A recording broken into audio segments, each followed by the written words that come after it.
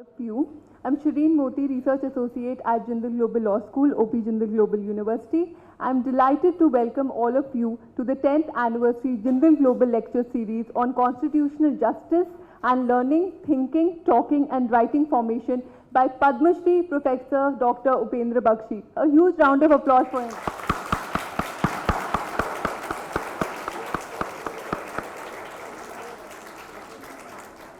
A legal scholar and a professor of law of the distinguishing nature of Professor Dr. Upendra Bakshi needs no introduction. He has been the former Vice Chancellor of Delhi University and is a Professor Emeritus at University of Warwick.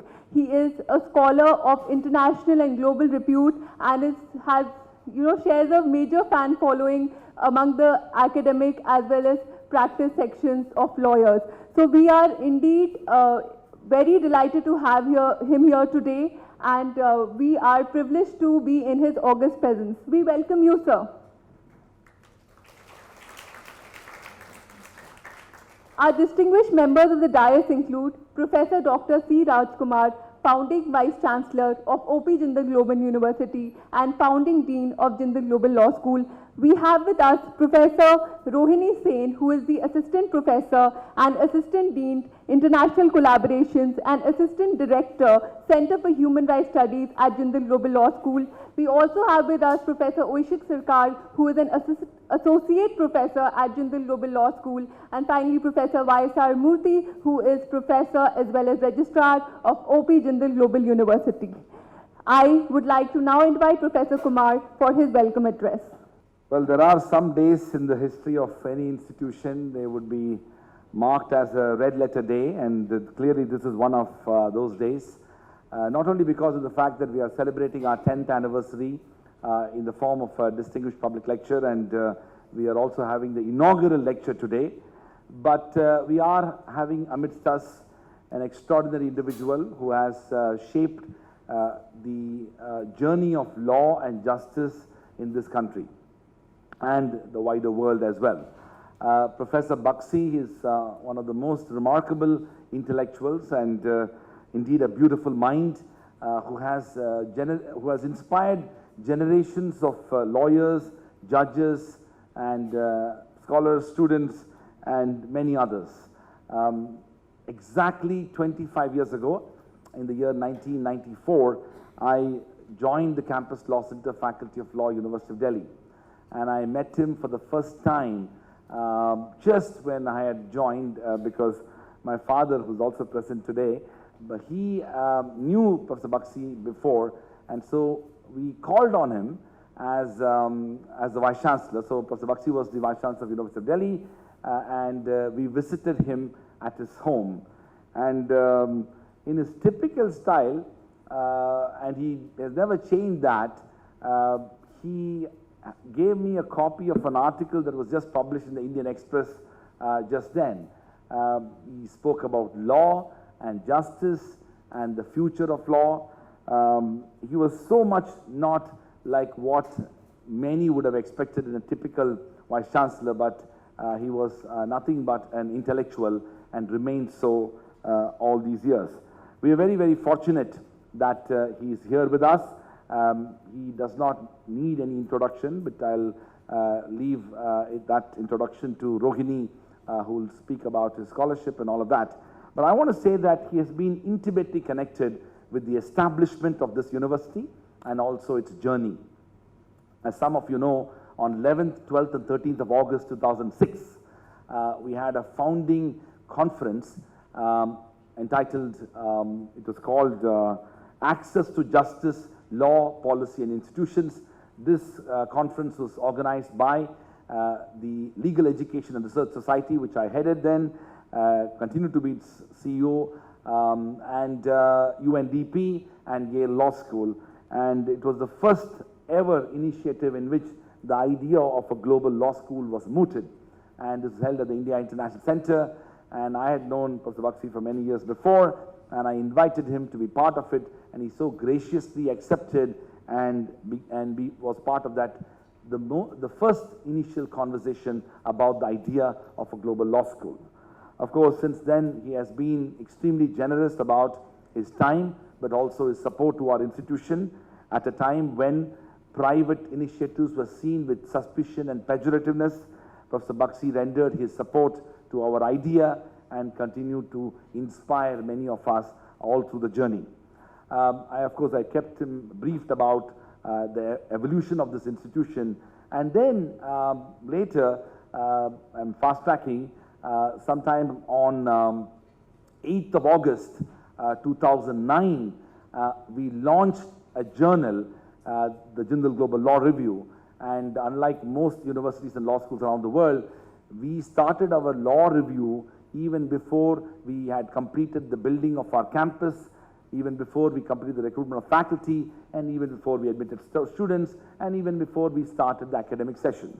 So during that time, when my colleague and friend Professor Jayant Krishnan and I were co-editing the first issue of the Jindal Global Law Review, I had requested Professor Bakshi to give a message, and knowing him, I sent the full text of the journal as well. And Professor Bakshi had written a message. I actually have the copy of the first issue of the Jindal Global Law Review, and he wrote a message for that issue, and I'm going to read that message. And he said, and this was released on, the issue is dated September 2009, but released on 8th August 2009, and he sent this message sometime around June 2009. He says, and I quote, "Never before in India, and perhaps in the wider world of legal education, has a new law school commenced its existence with the publication of a learned journal. The Jindal Global Law Review marks thus an inaugural break in the history of Indian legal education. I wish the review all success, which is already ensured by the eminent content of this issue." That was Professor Bakshi. Of course, I will have to quickly read another message by somebody who shares a lot of passion and commitment like Professor Bakshi, and both of them knew each other so well. That was none other than Justice Krishna Iyer, and I requested a message from him as well at the starting of the journal, and he said that, and I'm quoting this, "The Jindal Global Law Review is a unique wonder, the product of grand benefactor of legal learning, which has blossomed into a marvel of a university. The Jindal Global Law School is the magnificent adventure which by the operational genius has made a justice splendor, which illumines the ever-changing world order. Do have a glance at the topics taught, the celestial levels of learning you reach, and brave new world of peace and civilization," unquote. Justice V.R. Krishna here, former Judge, Supreme Court of India. I mentioned because Justice Krishna Iyer and Professor Bakshi shared a very special relationship, and as some of you know, Justice Krishna Iyer visited the law school in its early years and spent a good amount of time with us. Speaking about Professor Bakshi, many of us who were in Delhi University had the privilege of his mentorship, but beyond that, in the world of scholarship, generations of academics in India and around the world have been deeply inspired by his scholarship. Professor Bakshi's scholarship combines areas of public law more generally, but also jurisprudence, law and society, and almost everything that requires speaking truth to power. And in that sense, Professor Bakshi is a unique individual. He combines the traditions of serious scholarship along with an ability to seek justice in all its forms and manifestations. He never hesitated to stand up for causes, even at times lost causes, as he has said. I've been very fortunate that he continued to support us in all through this endeavor, and many a time I had the privilege to engage with him on various conversations surrounding legal education and institution building, having been both as Vice Chancellor of 2 Indian universities, but also as somebody who has taught around the world and has been an inspiring teacher and an active researcher. He has rendered his support to our university and our law school. We felt that there is nobody better than Professor Upendra Bakshi to be invited to deliver the 10th anniversary inaugural lecture, and hence it is my great pleasure and privilege to thank him and to deeply appreciate his contribution to legal education as well as knowledge creation and legal scholarship, and most importantly, his deeper reflection surrounding the importance of speaking truth to power and to seek justice through legal education. Thank you. Thank you, Professor Kumar, for the welcome address. I would now request Professor Rohini Sen to come and introduce Professor Dr. Upendra Bakshi. Given the arduous task of introducing somebody like Professor Bakshi, who clearly needs no introduction, as is evident from the number of you present in this room, nonetheless, I am going to volunteer one. Professor Bakshi is a renowned legal scholar and nothing short of an institution to legal education in India. His contribution to the discipline is transformative. And Professor Bakshi has been a professor of law in development at the University of Warwick, where he continues to be affiliated as an emeritus professor. Prior to that, he has been a professor of law at the University of Delhi, and he's also been a vice chancellor at the same university. He's also served as the vice chancellor of the University of South Gujarat in Surat. Professor Bakshi has given numerous lectures and taught numerous courses across various universities in the world, some of which include universities of Sydney, Duke University, American University, the New York University Law School Global Law Program, University of Toronto, and Nalsar in Hyderabad. He has been a former Ford Foundation Professor of Human Rights at NUJS, and he has also served as the Honorary Director of the Indian Law Institute, as well as the President of the Indian Society of International Law. Professor Bakshi has many, many publications to his credit, and some of his leading publications, besides the numerous articles, include books such as The Indian Supreme Court and Politics, The Crisis of the Indian Legal System, Courage, Craft and Contention, The Indian Supreme Court in Mid-80s, Towards a Sociology of Indian Law. Very recently invited as the Tagore Law Professor by the Calcutta University, Professor Bakshi delivered a lecture as part of the Tagore Law Lecture Series titled Aspects of Justice, A Tale of Three Cities. Professor Bakshi has inspired many of us through our journey in the law school and subsequently while we continue to be a part of the legal profession. And as I can see, he continues to inspire many of you today. Without much ado, I think I'll hand the floor over to Professor Roshik. My task here is to tell you about a special issue of the Jindal Global Law Review, published last year, which also marked the beginning of the decade-long, one-decade celebrations of JGU and, of course, of the journal. The journal's special issue was published to honor Upen's life's work, and it gave some of us who had the opportunity to put it together a chance to both recollect, recognize, acknowledge, and also rediscover the ways in which we learned from and continue to learn from Upen. It's interesting that he actually sits on the board of the JGLR, and this is something that we actually discovered after having put the journal together. What I want to do is two things. First, give you a sense of what the special issue is about and why we thought it's important to put it together. And to do that, I speak on behalf of the editorial board of JGLR, and particularly my co-editors who helped put together the journal, one of whom is Adil Hassan Khan, who's not here, and the other one is Debolina Datta, both of them from the University of Melbourne, who's here. So I'll briefly read out from our editorial note, which should give you a sense of why this special issue. It brings together a diverse community of people whose lives, work, and ways of thinking have been strongly influenced by Upen. As a teacher, mentor, comrade, colleague, and parent. As editors, the three of us have inherited Upen's work very differently. He has featured centrally in Debolina and Adil's doctoral research. For me, his presence looms large in his law teaching, and I'm sure my students will attest to that. given the number of Bakshi readings that feature in our jurisprudence 2 syllabus. And clearly, I'm told that my students have kept him busy since this morning, asking him really pointed questions about his writings. And I was told by Upen that he was mighty impressed by their interventions. In learning from each other, and by each other I mean not just the 3 of us who put the journal together, but the other contributors, and the way I have learned from my own students about how Bakshi is received by them, about facets of Upen that we had not attended before, is where the project originated.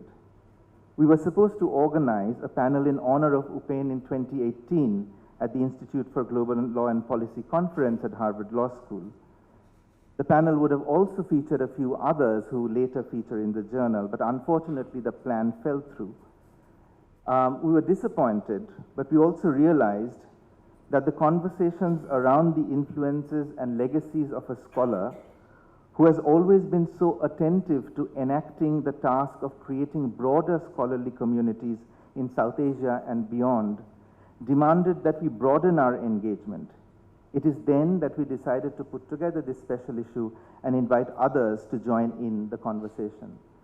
The special issue is eclectic in its content.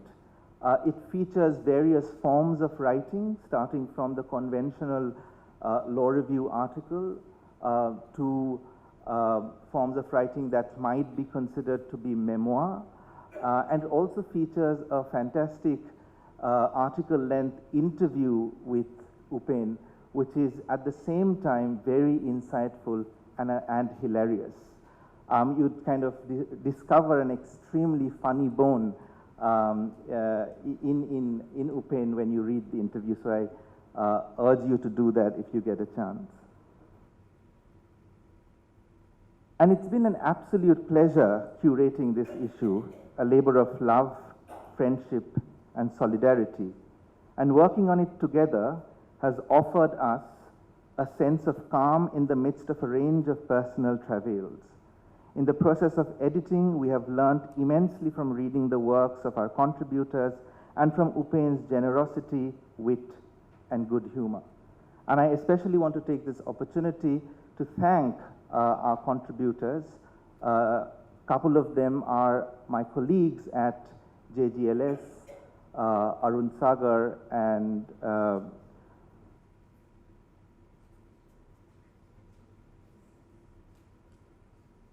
getting the name of my other colleague. Very embarrassing. Matthew John, that's right. The second thing that I want to do to stop coming in the way between you and Upen's talk is to give you a sense of the political motivation behind putting together this special issue. So it wasn't just the fact that we wanted to honor Upen's work, but Upen's work carries a certain kind of significance that is necessary to attend to at times such as these.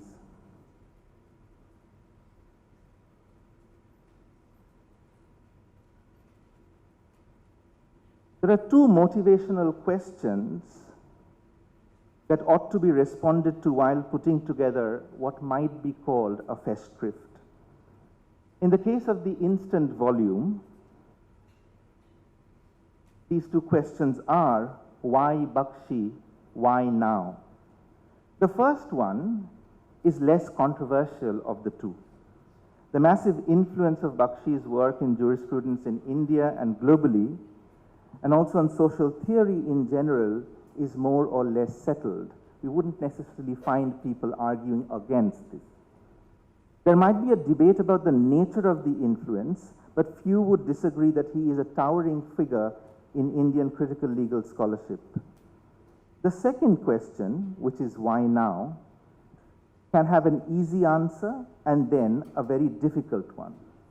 2018 marked Bakshi's 80th birthday, a worthy occasion to honor the person, his life, and his works.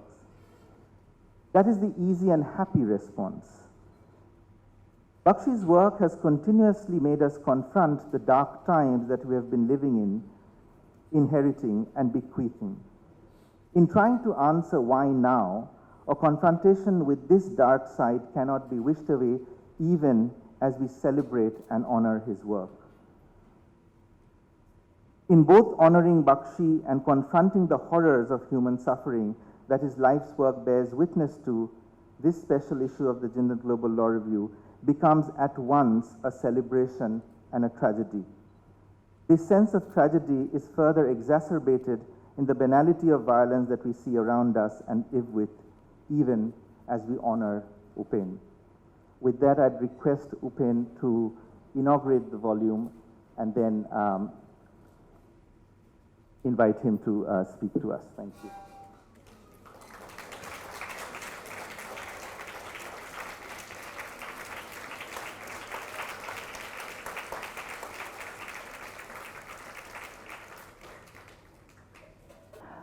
Professor Bakshi has been really a pioneer in social interest litigation in the Indian Supreme Court. He has worked actively in issues regarding legal reforms for violence against women and custodial violence.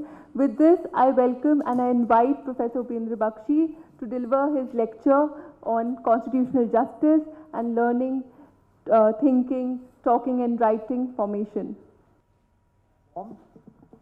Professor Raj, Professor Murthy, Rohini Singh, I don't know your name. I don't even know my name. But for the Jindal Global Law Review, in which it is put there, so I can remember it. Distinguished Professor Chokalingam, distinguished faculty of Jindal University, not just the law school, because I believe Raj has done the impossible. He keeps adding every year.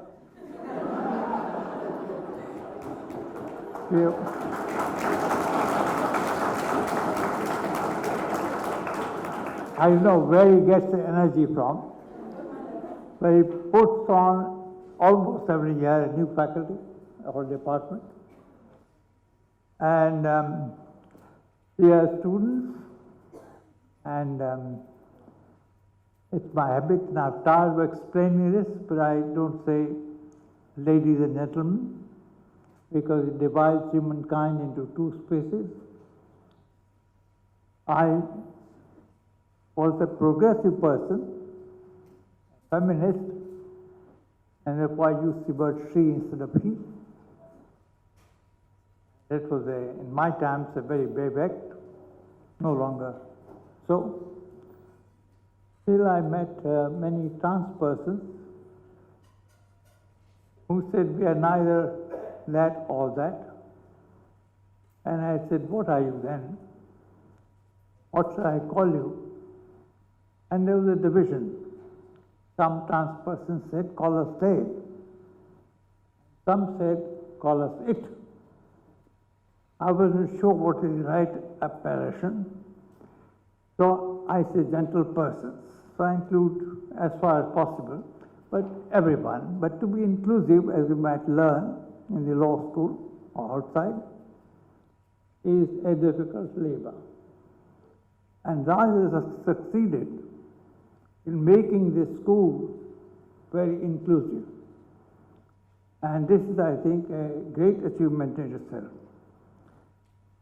I did not know when I wrote that nice sounding message, it looked like mine, that message some time ago when you first published it in the Law Review, that the Law Review will decide who will want to do a kind of a prescript of a non-person like me in this way. It's a very affectionate labor of love. It is non-hagiographic in the extreme, which is what prescript should be. Are worthy recipients of prescript from a distant part of the world, but very much in Haryana. And we know how difficult it is to put together this kind of work. I want to thank, I'm really beholden to the three editors, Abhishek, Debolina, and Adil Khan, for the very arduous work in completing this, set some target of a date, there's some date in mind, and we all very, in a gay manner, we overran the deadline. But he was kind enough, they were kind enough to accommodate us. And the resulting volume is an exercise in being both irreverent and irrelevant. Why is the first script going to be an irrelevant reading because of factors that Oishik mentioned, but irrelevant to bulk of the law teachers and the distinguished faculty assembled here, and to the world and life of law is a very important question. What does law regard as irrelevant? And what does it regard as relevant? It's a central question that we have to face up to. My mind gets back on this foundation day to the inauguration of lectures, but the foundation day comes in September, I think, later in the year. But the first foundation day celebrations were held in the Constitution Club, I mistake not. And there Raj asked me to say a few words, and I say my few words, not like the great introduction that you made of me. The Indian tradition is that the introduction begins by saying the speaker needs no introduction. And then the person who is introducing the speaker takes all the time of the speaker. This did not happen, I'm very grateful for you, but you did manage, however briefly, to indicate and to compare, to indicate in a brief time how many ways I've mismanaged my life and time. And if I had another life, I would simply not do so many bad things that I've done. So thank you indeed. Raj, at the time of inauguration, you might or might not remember, but Naveen Jindal was there, and Raj was there, and I remember still one sentence I said then, which is true even more today, after 10 years. And the sentence was that we are seeing a Naveen Raj era in Indian legal education. And I think I can safely repeat that, because in a sense, it's a new Raj combined that presides over the destiny of future legal education. And we should hold Raj fully accountable if he lapses in that task. Because this is not a traditional law school. It should not be satisfied with traditional research. It should be even more ambitious than it is now. And it reach out to the issues of 21st century, and clearly not just of India, because it's a global enterprise, university, educational enterprise. And I'm sure that the college, the school, law school particularly, but all other faculties will take giant strides, particularly in the field of climate change and global warming and anthropogenic harm, because nothing else matters. The rest is conversation. Way in which law is totally irrelevant to this problematic of anthropogenic harm. And I hope that the next generation problems of climate refugees, of disappearing states, of crisis of sovereignty, of multi-level governance, name it and you have it, will attend to the problems, or else the problems will take care of surviving humankind. That's how serious the crisis is. I hope that Jindal will be in the forefront of research in climate change, in global warming, and anthropogenic harm. It's already too late to do that. But it's never too late, I believe, to begin doing a thing which meets the challenges, the threats of annihilation. I call it the jurisprudence of extinction. How do we deal with jurisprudence of extinction is a major problem of planetary survival, of multi-species loyalty, and of the Mother Earth, as the Aboriginals call it.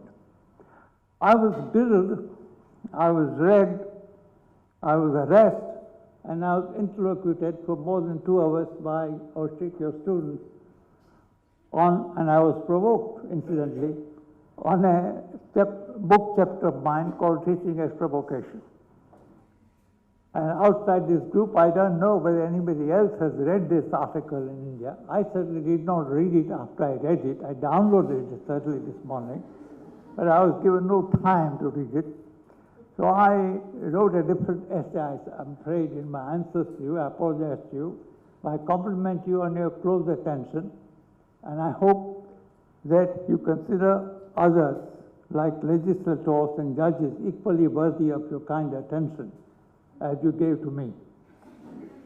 Because I think this is called reading, the number of questions and provocations that arise from reading of an article. So thank you very much. Now I want to make, time is up already, I want to make 3.5 or 4 or 5, 4.5 points, and that's the time. And if there is time, I don't know what the program is, there is some discussion. Essentially, I first of all want to say that we must all move in the 21st century in India, to what I call SDRE. That is Socialist, Democratic, Republican Education. Each of these words is important. 3 of the first 3 words of mine are taken from the preamble to the Constitution. I'm guilty of having superadded only 1 more word. Can't see my friend this side. Hi, Sudarshan. Good to see you.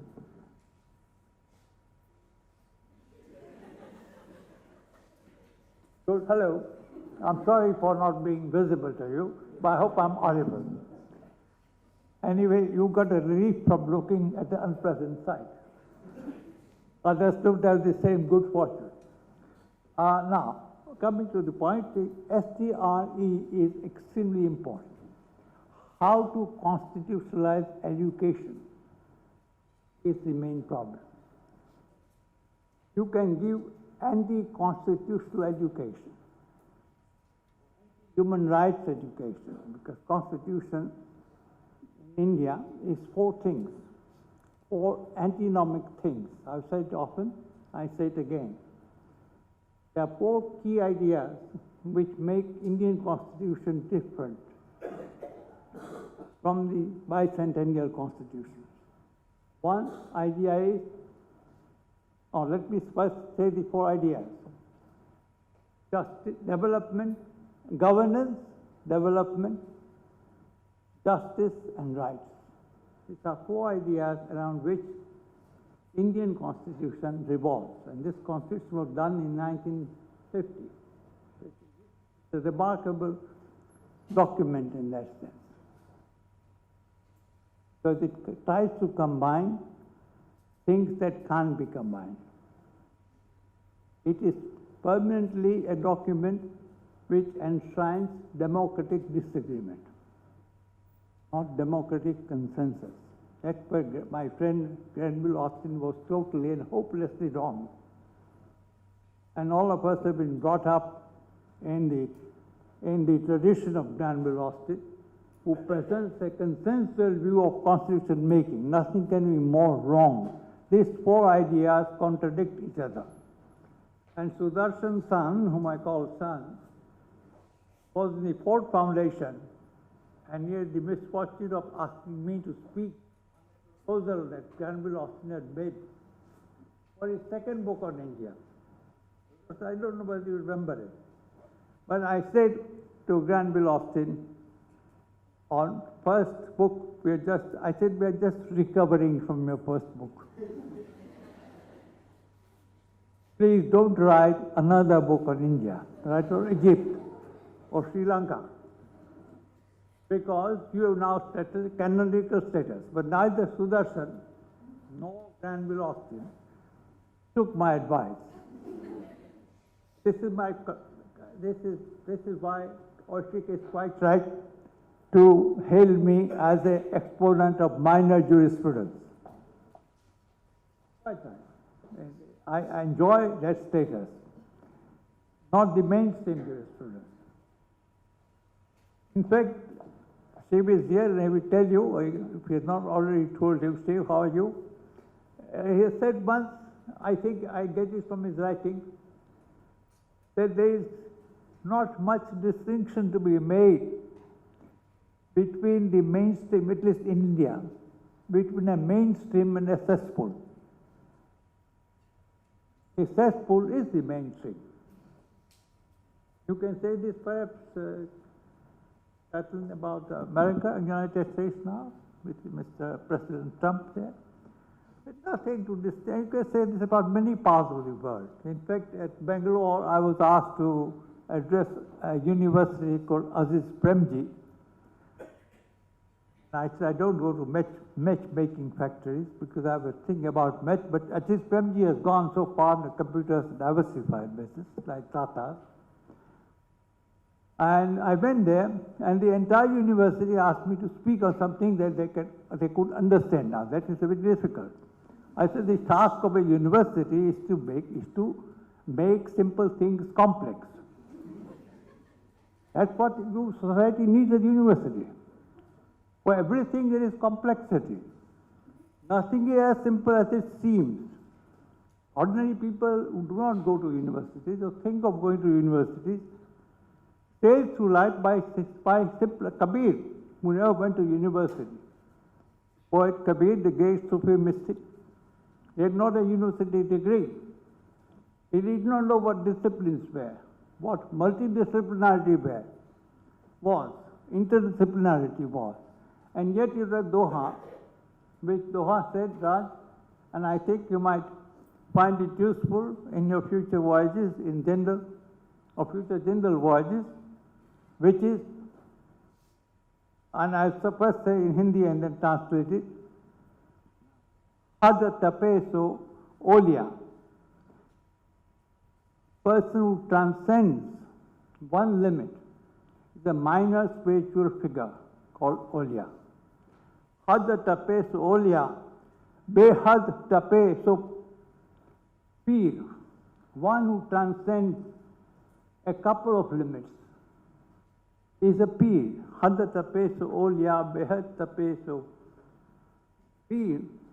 Anhad dono tape, one who transcends the idea of limits itself. Anhad dono tape, uska naam fakir. He is the highest spiritual being. So, how to become fakir is the most important thing, not how to become educated. When we talk of interdisciplinarity and multidisciplinarity, what are we saying? We are saying what Kabir said in the 14th or 15th century, which everybody could understand. So I think it's important to be a fakir, a constitutional fakir, as it were, in Kabir's sense, or transdisciplinary in this sense. So what did SDR means? How to be a constitutional fakir. How to understand the meaning of the word socialist, democratic, and republic in India. How to understand this word? What are the many interpretations of this word? The second thing that the Constitution says, that four ideas constitute governance and development are related, but they do not go well with justice or rights. how to understand these contradictions. Nobody understood these contradictions better than Ambedkar, whose 26 January comment is quoted. On 26 January, we shall enter a life of contradictions, he said. Look at what Nehru said when Constitution was adopted. Look at what Ambedkar said. Nehru said, we are tryst with destiny. What destiny? He did not tell us. Ambedkar told us. In political life, we shall have equality. One person, one vote. In social life, we shall have inequality. So what was the theory of contradictions? Constitution is a self-contradictory document. You can't have governance and development. Governments contradict the idea of development. They both contradict the idea of justice, and they all contradict the idea of right.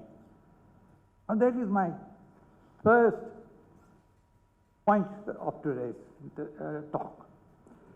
I will not go further than to say on this aspect, the Constitution, believe you me, I've never taught, I was not allowed to teach Constitution in Delhi University, because I never imposed myself, although I was the dean of the faculty and a senior teacher and all that. Senior, I'm now 151. I was only 30 then. Senior, not in age, but senior in, not in wisdom, as the spectacle reveals, not in wisdom either. So perhaps senior in rank, probably, hierarchy.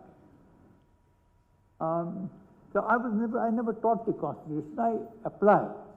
And my colleague said, thank you very much, Bakshi, for your interest, but you are not eligible to teach constitutional law, because when I'd introduced a form in which I said these were the strong points of myself and constitutional subjects I've chosen. And one of the strong points, I'd written a book called Indian Supreme Court and Politics, which everybody now cites. Moshik overlooked that, but the editors overlooked that. But they said to me, that's a journalistic book. That's a book on Constitution of India. So I wrote another book on Justice Matthew, edited this work. They said, no, this is not constitutional. Constitutional book is a treatise on the Constitution. Article by article, we explain. Now, I would never write that. They knew it, and I knew it. I'd better think other things to do, not better things to do. But I didn't do it. So, but still, I know a bit of Constitution with this caveat. Although I'm not taught constitutional law, I know a bit of it. And that bit tells me the article, part 4 of the Constitution, contains one sentence definition of development. And that is, only that development is just. Program of measure is just when it helps most, disproportionately helps the worst off, constitutional have-nots. That's what directive principles part is all about. And we don't teach the directive principles in the law school. The bleeding heart of the Constitution. We didn't teach Article 17, which is also a part of bleeding heart, which abolishes untouchability. Fortunately, Sabarimala has raised this issue. At least now, Article 17, on the eve of 78th year of Republic, we will read it. Otherwise, there are cases now, cases on it. Case method, no? Do you follow case method in Jindal? Yeah? So you don't teach the heart of the Constitution. So that's where I will stop on development, conflicting with justice, and conflicting with the rights about, got Kesharna and all these cases. I won't go into it. The second question is about justice. I talk a little bit about it. Does the Constitution say anything about justice?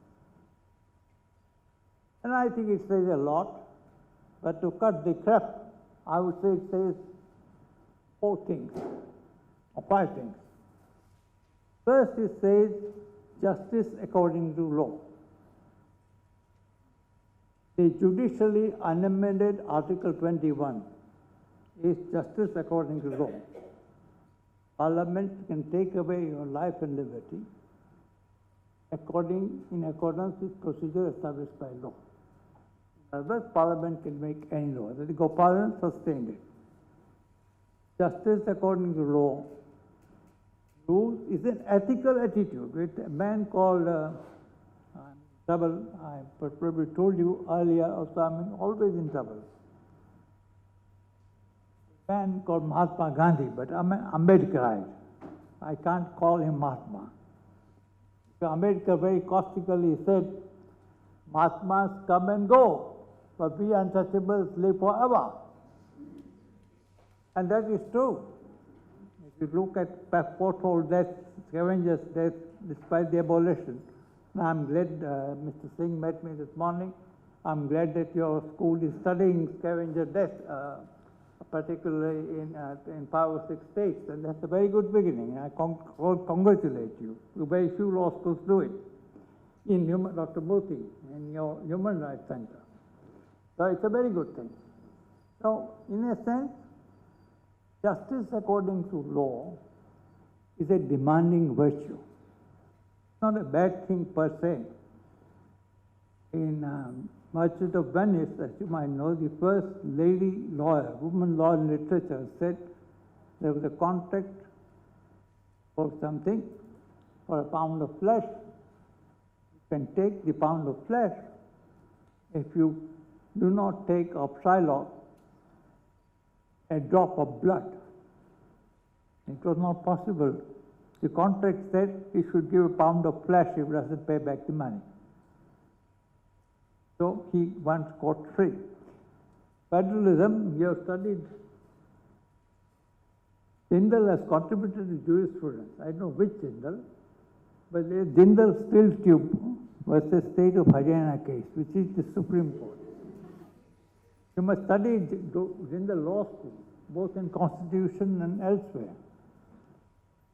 They claimed the Lordship said they followed the Australian Constitution. They said, we will not follow any, it is a bit like Scalia, Judge Scalia in United States Supreme Court. He was known as insular judge. That is to say, comparative law has no use for American. American exceptionalism is America is the center of the world. It has no use for other people's jurisprudence. So, our Supreme Court, and surprisingly, I think Justice Chandrachud, they all said, we will not take any inspiration from Australia. But the whole case, the lawyers only knew Australian federal system, under which Australian Constitution there is only one single right. The right is as interpreted by the Australian High Court. Australian High Court said 100 years ago that the right to freedom of trade and intercourse, from which Article 301 is derived, is an individual right. It's not a federal right. Australian High Court changed its mind after 100 years and said it is not an individual right freedom. It's a collective freedom of associations, corporations, and states. We followed that in Jindal Steel Tube. But we said we are not bound by what the Australian High Court decided. That's a separate matter. Following the court all the way, saying, however, we have our own jurisprudence, you ask them, what is your jurisprudence? I.e., it is Australian jurisprudence. It's extraordinary. That apart. That's for fun. That's for laughter. Please laugh. Mark at least.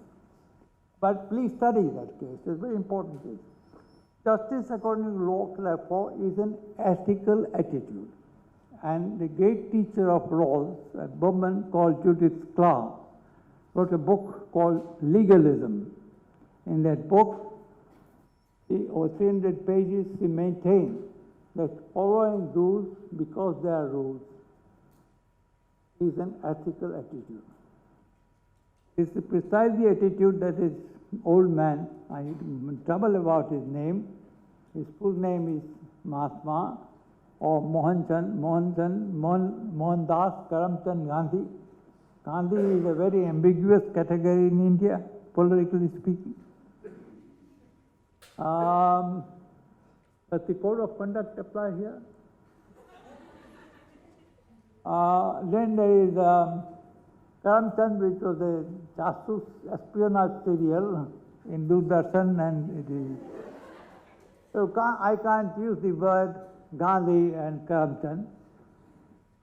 Therefore, I use the word Mohandas and Mohandasian. So please don't get confused. I used, in fact, the word Kasturba, because without Kasturba, his wife, Mohandas would not have happened.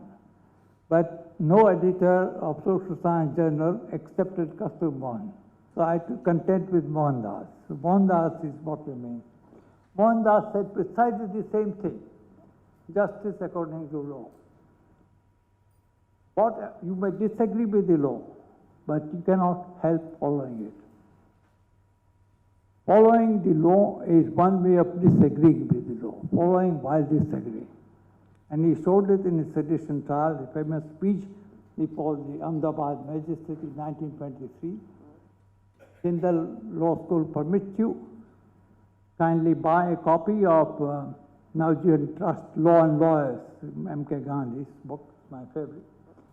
Second thing is justice beyond law. And I'll skip my learned presentation on this. Justice beyond law is what? It is simply what it says, go beyond the law. What is it? What does it mean to say go beyond? You are no further to look than recent privacy decision by 9-judge bench in the Supreme Court. Judges, the brethren fall over each other in saying that right to privacy is a natural right.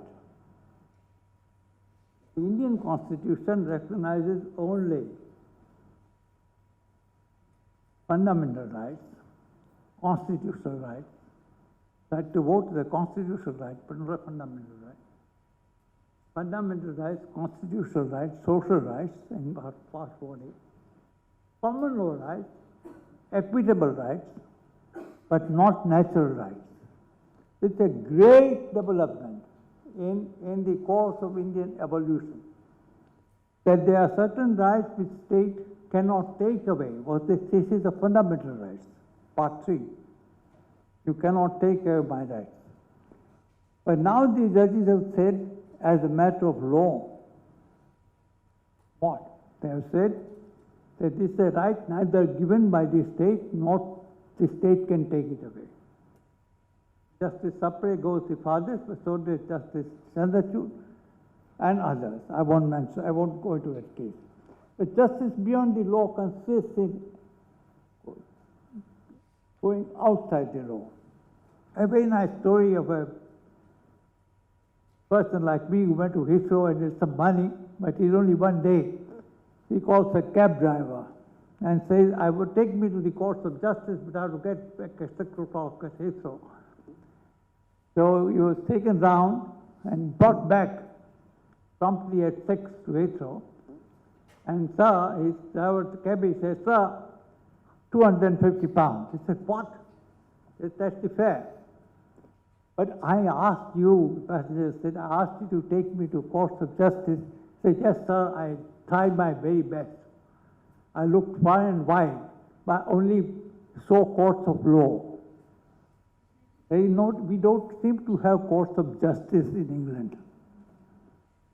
Now, justice beyond law is that, going beyond the courts of law. And the court itself going beyond the court of law is an extraordinary feature. Court itself says they think a natural right, which means the courts cannot also take it away. Because the court did not give the right to privacy. We are born with dignity and privacy at the same time as human beings. It's an extraordinary thing. But there are other examples. My friend Justice Krishna always practiced justice according to law, so far as to prescribe punishment which was not in the law. that convicts undergo transcendental meditation. He was very fond of some person called Maharishi Mahesh Yogi. He sentenced people. I said, Krishna, you can't do that. Why do you do that? He said, no, Maharishi Mahesh Yogi, natural law, jurisprudence, get access to. Please reason your judgment. How can you, just because you are a judge, you can give any judgment you like? So he said, no, as a judge, and when he retired, and I originally Chokalingam and Raj, a book on constitutional empowerment, an article which nobody reads, but it's a good article. Just because I wrote it, by the way. It's a good article in the sense it explores Justice Iyer's speech, not his judgments, in which he distinguished in two kinds of judges. He said, some judges are legal shopkeepers of justice.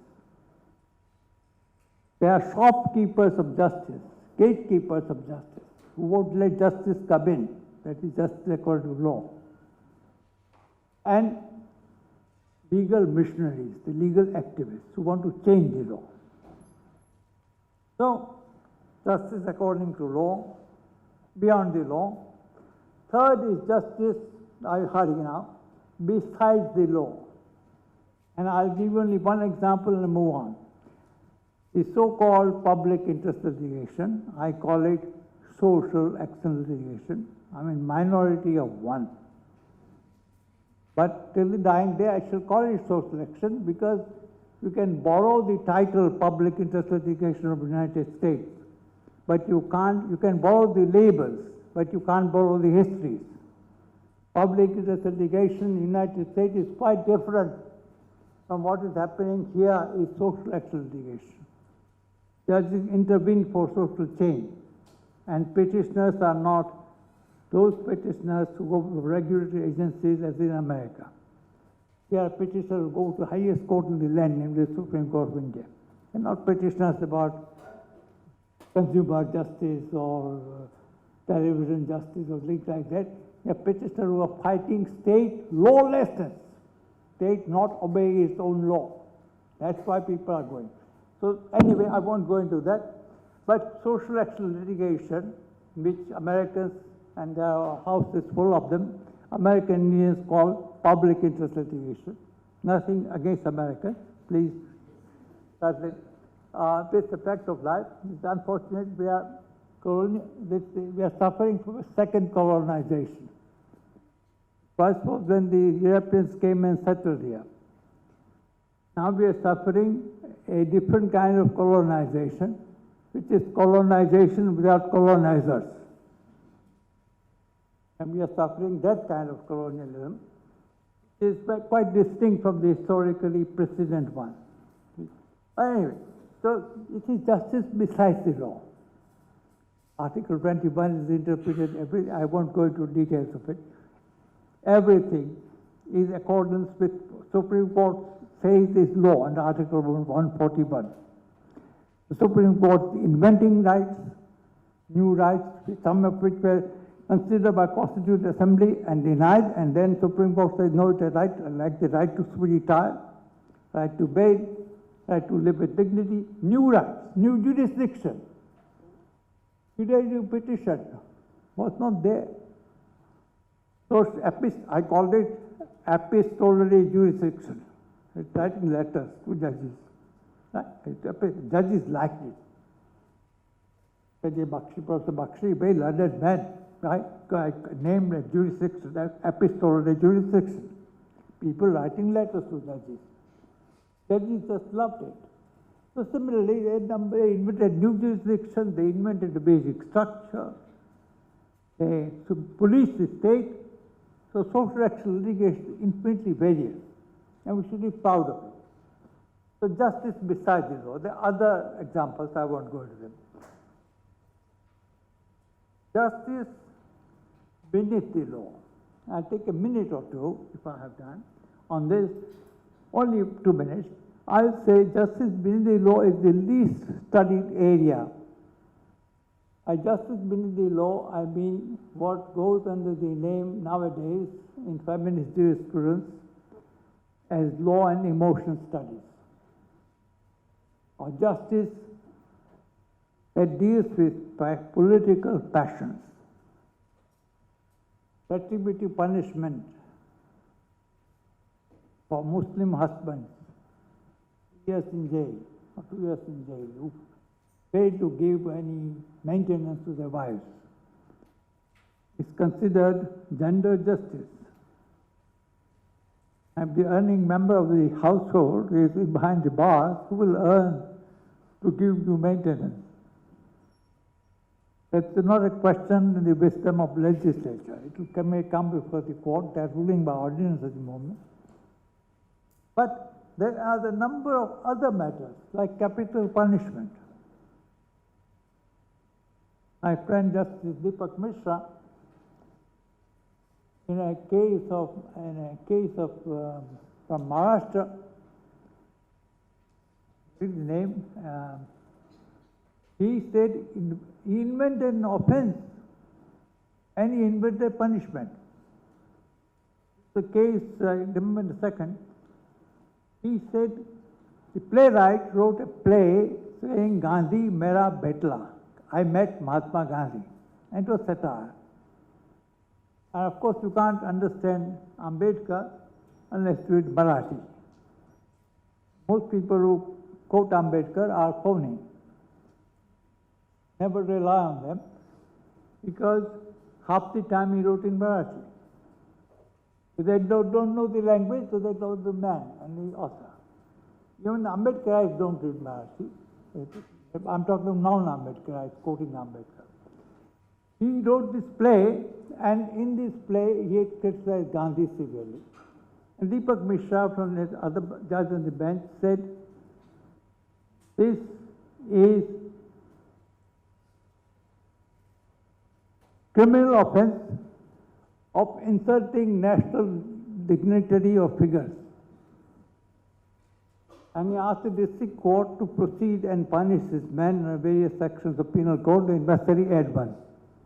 The heading was insulting the dignitaries of the nation. And it's an interesting case, but he cited 10 Supreme Court judgments which said Gandhi deified Gandhi. And so kindly look at it. So justice beneath the law is pure political passion or pure emotion of retribution, of reformism, and feelings and sentiments. There is something called non-sentimental logic which plays a very big part in law. Particularly women are supposed to be sentimental. I was asked to contribute an essay on hard and soft law. I'm an extinct international lawyer, and I said that I can't write. Ultimately, my friends persuaded me to write, and I wrote, but I paid page and a half for saying I reject this terminology.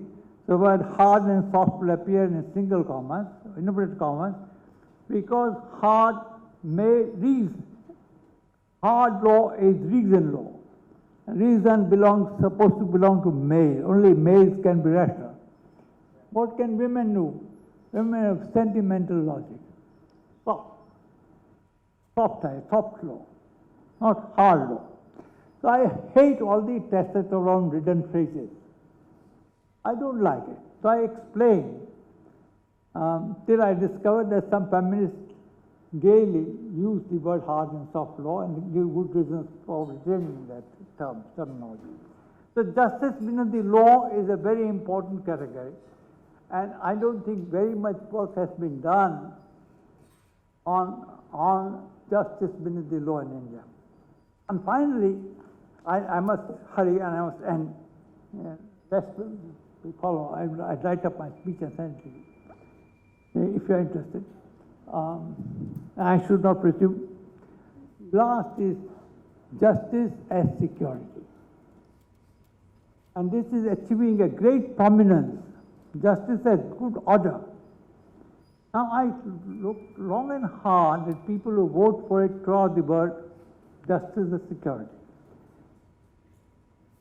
And I looked at the right to peace movement in international law, which was civil society. And I found the best certificate, and I read victimology again, Professor Chokalanga. Not human rights of the accused, but of the victims, which is coming to fore in terrorism and all that. Victim is very important, more important than due process. In Me Too also, victim is more important than the due process. How do you feminize due process? Nobody asked the important question. Normatively, there is a lot of work that remains to be done. If due process is bad and oppressive of women because it is male, all right, how do we feminize due process? Or do we junk it? That's a big question for the future, if people have time. And certainly in law schools, we should think of feminization of law as a big problem. How to feminize the law and how to trans people law. That's another problem that arises. So similarly, so anyway, I thought, and I'll end this discussion here of second aspect. I'll simply say, what will I say? I'll simply say that best argument for justice as security and peace is the argument interestingly, from human rights. There is a human right to tranquility, order, and peace. And therefore, not that in order to pursue tranquility, order, and peace, you can do anything. But therefore, you can find justifications even for quantum of bail. Article 22 in Indian Constitution, which authorizes preventive detention, follows Article 21, which gives right to life and liberty. So there is a strong tradition, our Constitution elsewhere, of giving prominence to this idea of collective security. And thirdly, that elementary common sense tells you that in India you can talk about fundamental rights because you have some kind of order. You cannot talk about it in Syria. You cannot talk about it in Yemen. You could not for a while talk about it in Vietnam. So there is a way in which human rights are possible only when peace and security are restored. So it's a collective human right that is best certificate there is. There are counter arguments into which I would not go. So justice as a collective security is very important. And my final, and I just finish with this, I promise you, my final, it is not an appeal for you not to leave. If you are tired of this, you can quietly exit anytime. Dignified exit is your right to privacy in action. But I now conclude by saying that last thing. And that concerns the title of this, the second half of this talk, which I have not finished, but I'll start, which talks about learning, thinking, talking, and writing, which I call LTTW formation. Now, this does not apply to law. It applies to all faculties, everywhere. What in a poor country have we done to be paid so much as teachers? To do 4 intangible activities: learning, teaching, talking, writing. No, learning, thinking, talking, writing. Right? I'm very afraid of acronyms. I'm afraid to be ruled. And the United Nations increasingly rules you by acronyms. My favorite acronym is WTO. No, what's it? UNCTAD. What does the acronym mean? I constantly forget. So I said, we Indians, I only once spoke about all Indians, on behalf of all Indians. I never will do it again, but I said, we Indians, it was a foreign conference, we Indians, and don't understand acronyms, you talk about something called UNCTAD, we understand by UNCTAD the following: under no circumstances take any decision. UNCTAD. That's what UNCTAD does actually. I was right. I was not being funny, but not being facetious. I was right, but I think acronyms are very oppressive. And we do United Nations and UNDP rules only by, this is governance by acronyms. So the idea of justice altogether disappears. The J word does not occur in United Nations. S word, namely struggle, never occurs in United Nations. So it is a very strange situation. So I think thinking is a very important activity. So is learning. And I think, although some of you described yourself to me as faculty members, I don't think there is any such thing as a teacher. I think we are all co-learners. Teacher as an authority figure exists, authority in teaching exists, no doubt. But ideally, or hedonistically, teaching as hedonism. Hedonistically, you won't regard this as authority in teaching, as a teaching. Teaching is always learning from others. Continuous learning. Great philosophers of yesterday, the dead white males, as the feminists call them, Aristotle, Plato, were not university professors. Kabir had no university degree. Here I tell you the meaning of interdisciplinarity from his Doha. So then you can find a number of examples. So Rumi was not a university graduate.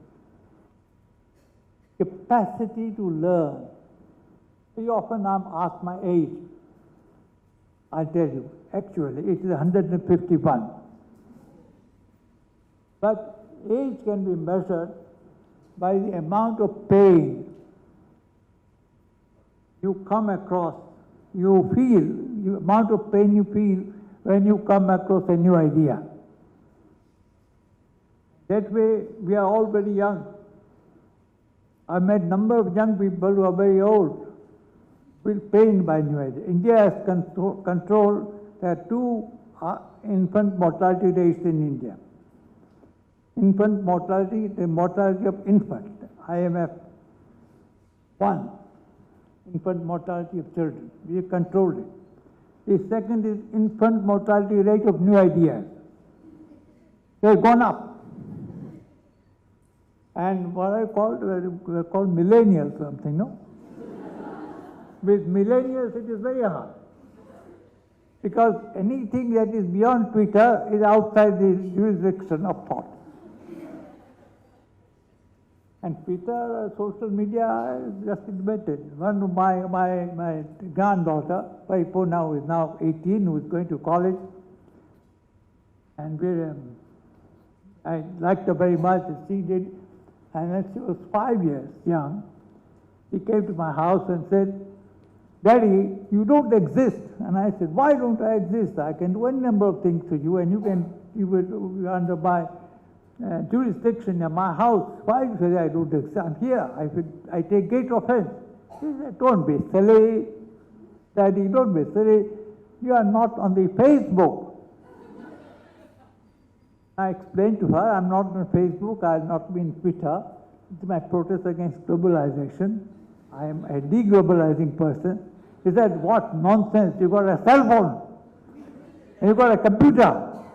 So she read through my hypocrisy.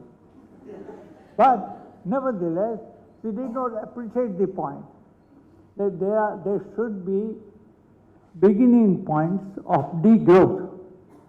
And Anthropocene, anthropogenic harm, it is not growth that is important, but degrowth that is important. Not growth. And somebody once said very nicely about growth, growth for the sake of growth is ideology only of cancer cell. It eventually disrupts the body. So we don't want growth of that kind. We have to be, but that's a separate matter. So I think learning goes with unlearning and co-learning, fellowship of learning. And that, I think, is the meaning of the word fraternity in the preamble, which is rarely explored. teaching also, thinking. I don't think, I'll hurry now, I don't think we think, and therefore we think we are. But I don't think we think in the law schools. We don't know how lawyers think. We don't know how judges think. But we think that we think, because we can criticize both lawyers and judges. Indian Supreme Court, High Courts write page after page after page after pages after pages. Learned counsel for petitioner argued this, learned counsel argued this. We all skip those pages.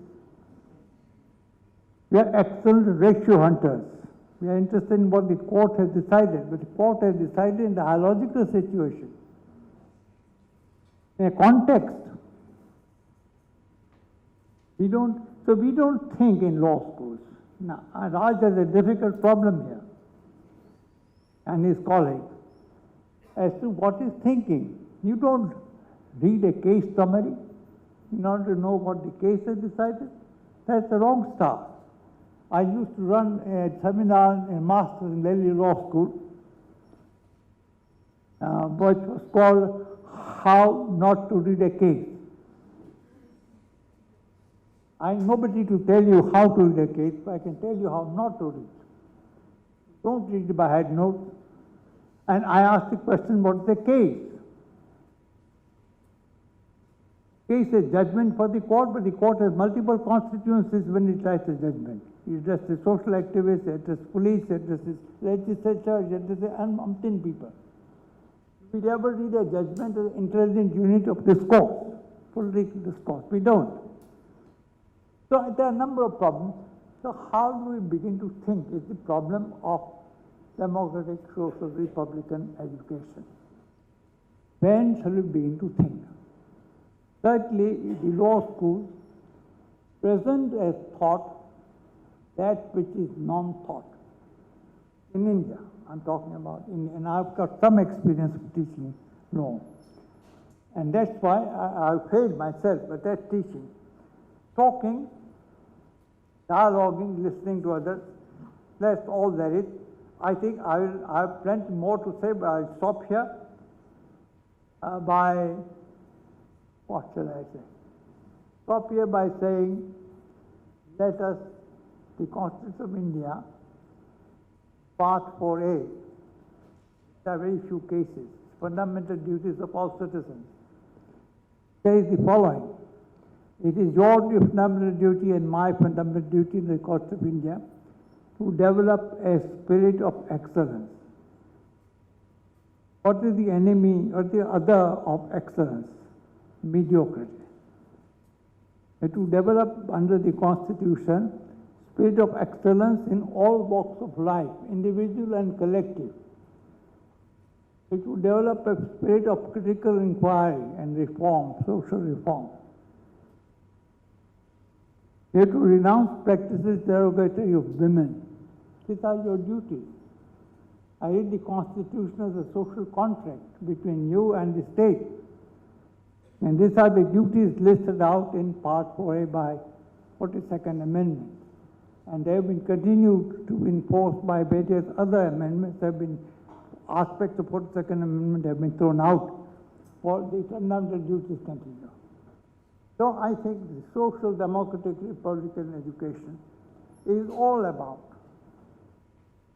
how to constitutionalize education, and I hope I've provoked a few minds here, and I hope very much, even against hope, that Jindal will pursue this idea of what is education, not what is university.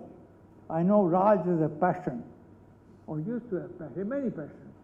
He's an impassioned man, as I know him, a young man. But he has a craze for, what is it called, global ranking. He wrote articles, a craze.